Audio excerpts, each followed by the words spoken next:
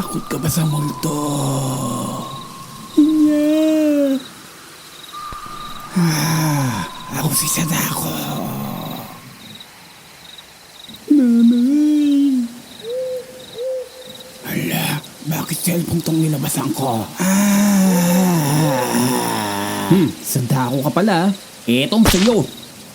Pamparam pam pam pamparam pam pam sumabay ang multo panay ang parambam pamparam pam pam pamparam param pam pam pet malu ang multo amoy ang hit na tulad mo. Yeah. Momon, wag ka namang ganyan. Kinikilabutan ako sa takot eh. Totoo naman yan eh. Jepoy, ang duwag mo naman. Para kang walang bay. Bye. Baygon. Di ka expert natin dito. Malamok eh. Oh, ano gagawin natin sabay? Bay? Payabas na yan? Bay. Abay, pagatian na natin yung bayabas. Di ka, pasok na tayo sa sementeryo. Doon natin pagatian. Momon, nahulog yung dalawa. Balikan na lang natin mamaya yung dalawang nahulog. Sige, sige. Isa sa'yo, isa sa akin. Isa sa'yo, dalawa sa akin. Isa sa'yo, tatlo sa akin. Isa sa'yo, Mga multo, nagbibilangan. Naku, sa akin. multo. Sakit sa lalamunan. Kamusta mga mamaos? Tapusin mo ang video na to. Promise, exciting ang kwento ko. Then, pag nagustuhan mo, click mo na lang yung subscribe button. And notification bell na rin. Para updated ka sa mga gagawin kong video. Walang pilitan mag-subscribe.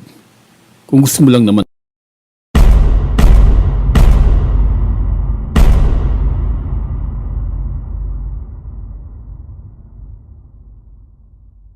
Multo? Ano ba ang multo? Sorry, hindi ako multo.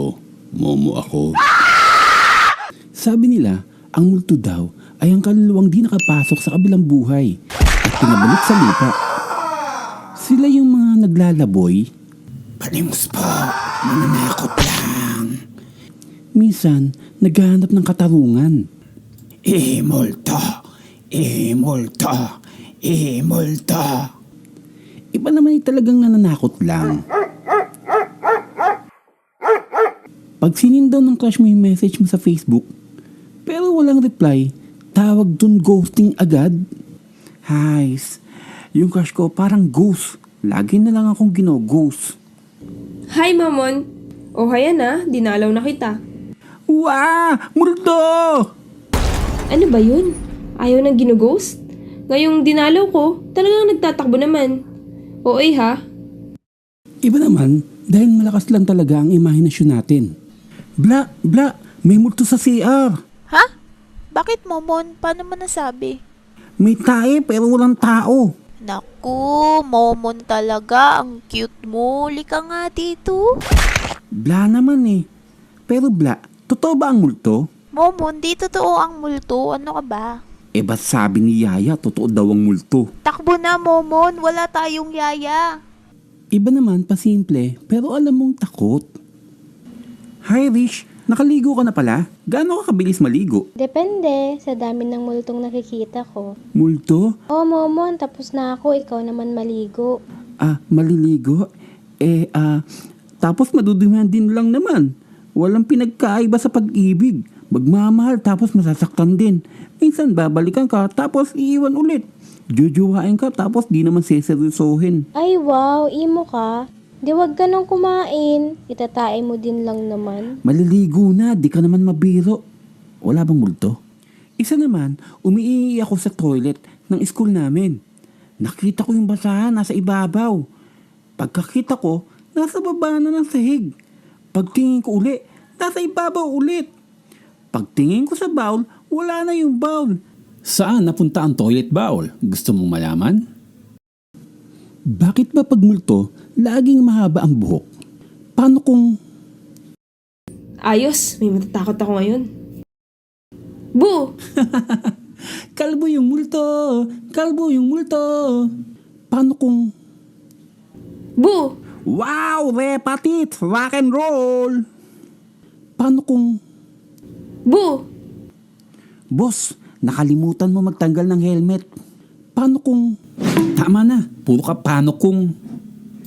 Balik tayo sa kwento. Ano nangyari sa'yo, Sayan?